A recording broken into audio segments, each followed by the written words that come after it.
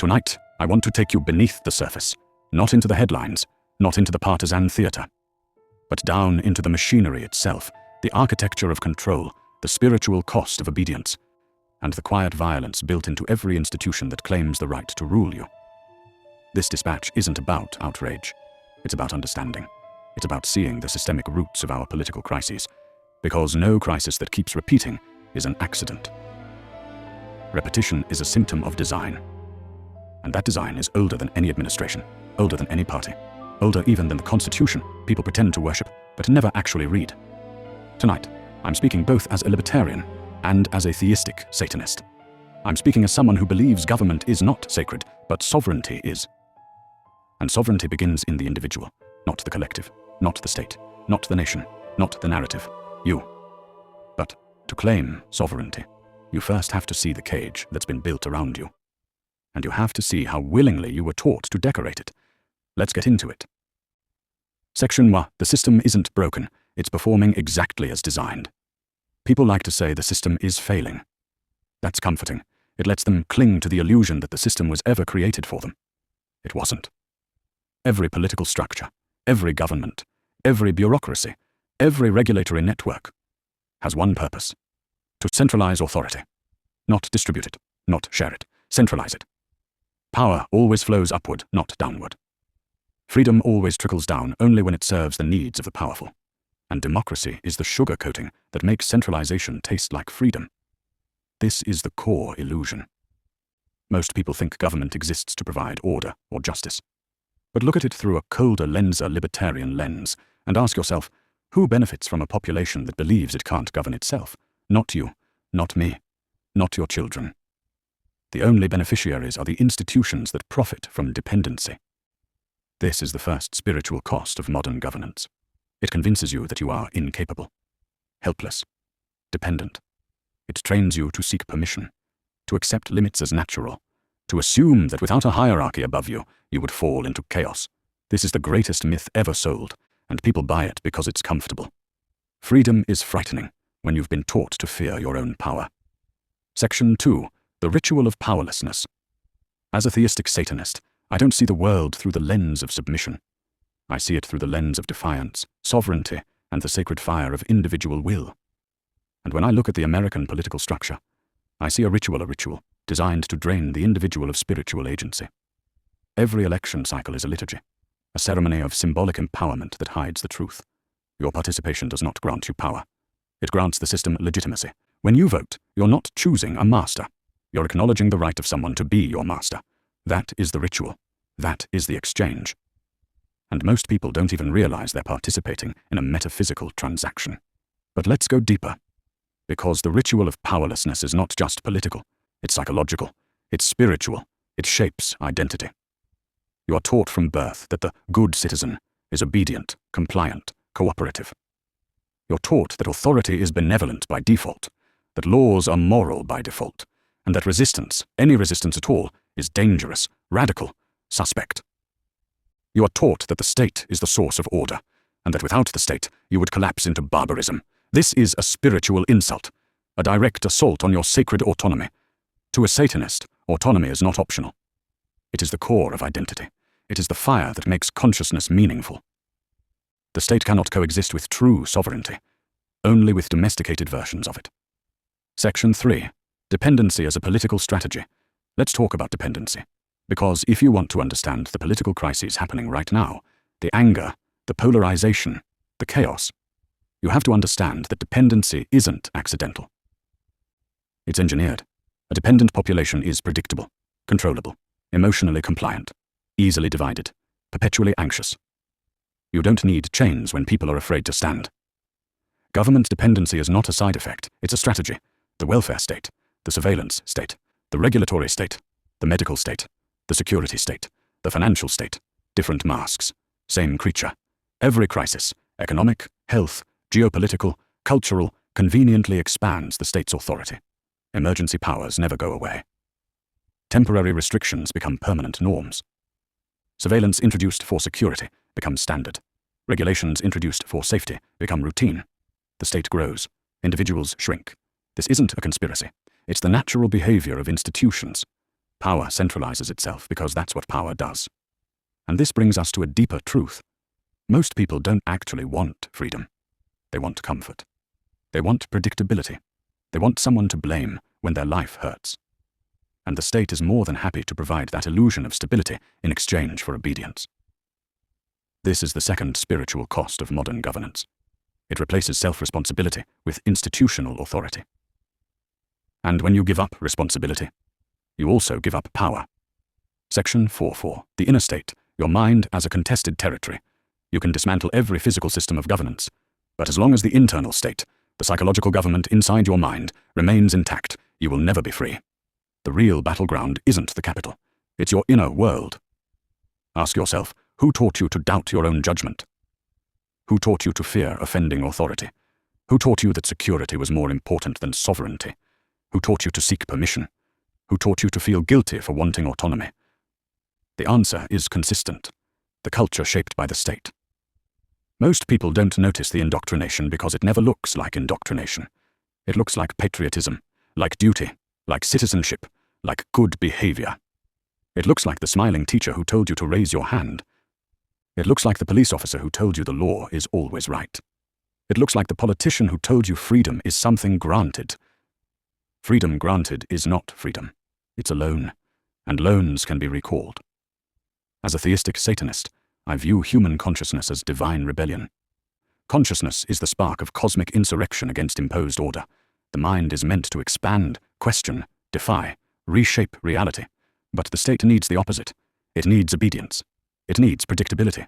It needs you to internalize the limits it benefits from. This internal state, this psychological governance, is the cage behind the cage. And most people never escape it. Section 5. The illusion of choice and the theater of politics. Let's talk about elections, parties, and the political theater. People cling to the idea that their choices matter in the ballot box. But the choices you're given aren't real choices. They're variations of the same pre-approved authority. The left expands the state through welfare and regulation. The right expands the state through police and military. Different rhetoric. Same result. Two wings. Same predator. This is why every political cycle feels the same. Because the script doesn't change, only the actors do. The outrage cycles, the scandals, the promises, the historic moments. All of it is theater designed to make you forget the fundamental truth. You are not meant to rule yourself. Not in their system. Your energy is harvested, your compliance is assumed, your fear is cultivated, your dependency is reinforced, and both sides rely on keeping you divided and exhausted, so you never look at the stagehands behind the curtain. But what does that mean spiritually? It means your will is eroded not through force, but through distraction and emotional manipulation. A sovereign mind cannot be governed, so the system must make sure the mind is never fully sovereign. Section 6. The satanic rejection of legitimacy. Now we reach the core of this dispatch.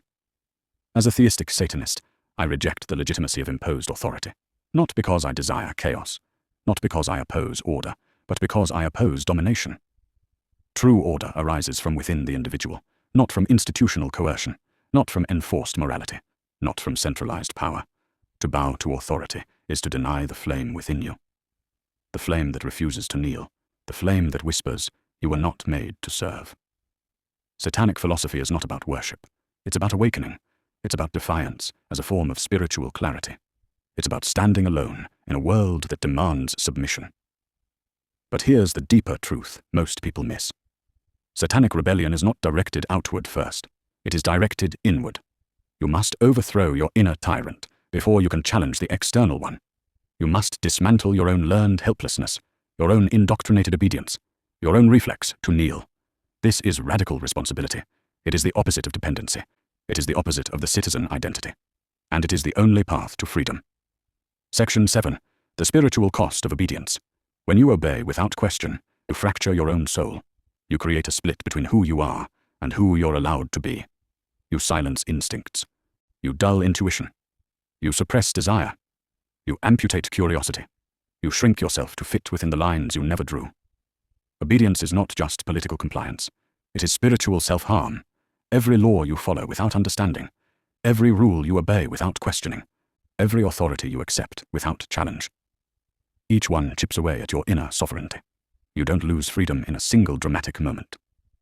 You lose it in tiny increments, micro-obedience, until one day you wake up and realize your will has atrophied. This is the true cost the state never lists, the cost to your soul. Section: Rebuilding the self through infernal rebellion. If you want to reclaim your sovereignty, you must rebuild yourself from the inside out. And that begins with rebellion. Not explosive rebellion. Not violent rebellion. But inner rebellion, the refusal to be ruled internally or externally. Here is what that looks like. 1. Question everything you are taught to accept. Not cynically, not as a contrarian reflex, but as a sovereign mind seeking truth rather than comfort. 2. Reject dependency as identity. Ask, what can I do for myself? What have I outsourced to the state? Where have I willingly surrendered power? 3. Break the psychological habits of obedience. Pause before complying. Ask why. Ask who benefits. Ask what it costs you. 4. Cultivate the inner fire. Meditation, ritual, shadow work, self-assertion, silence, reflection. These are the tools of the inner revolution. 5. Embrace radical responsibility. Every aspect of your life that you reclaim is an act of rebellion. Responsibility is not a burden. It is the throne upon which sovereignty sits. 6. Reframe authority as optional. The state wants you to believe it is necessary, but necessity is the most powerful illusion of all. Break it. Section 9. The world ahead and the choice. Every individual must make. We are entering a new era, one defined by instability, institutional decay, technological overreach, economic suffocation, globalized governance, and increasing psychological manipulation. This is not accidental. It's the predictable outcome of a system built on expansion and control. And in this era, individuals face a choice. Submit more deeply than ever before, or reclaim yourself at the most radical level. The majority will submit. They will do it for safety, for convenience, for comfort, for belonging, for the illusion of stability. But a minority, a small sovereign minority, will step away, will reclaim responsibility, will rediscover that their consciousness is older and more powerful than any human institution. This minority will be treated as heretical, as dangerous, as destabilizing, and they will be right. Because the sovereign individual is the one force the state cannot control. And to those of us who walk the infernal path, this is not just politics. It is spirituality. It is identity. It is destiny. Section T. Closing invocation of the sovereign self. As we close tonight's dispatch, I want to speak directly to the part of you that the world has tried to silence, the part that knows you were not born to be ruled. The part that remembers its own fire. The part that refuses to kneel. The part that feels the truth of autonomy in its bones. This world will ask you to shrink, will ask you to obey, will ask you to trade your power for comfort, will ask you to be grateful for cages built with pleasant language. Reject it. You are not a subject. You are not a servant. You are not a resource. You are not a vote. You are not a line item in a census. You are not a taxpayer with a serial number. You are sovereign consciousness. You are cosmic rebellion given form. You are will incarnate. And no institution, not the state, not the church, not the culture, has the moral right to restrain your inner flame. Governance may shape the world around you, but sovereignty shapes the world within you. And the world within you is the only one you truly own. Stand in that truth. Walk in that fire. Live in that rebellion. This has been the Infernal Dispatch. And as always, stay awake, stay sovereign, and stay ungovernable.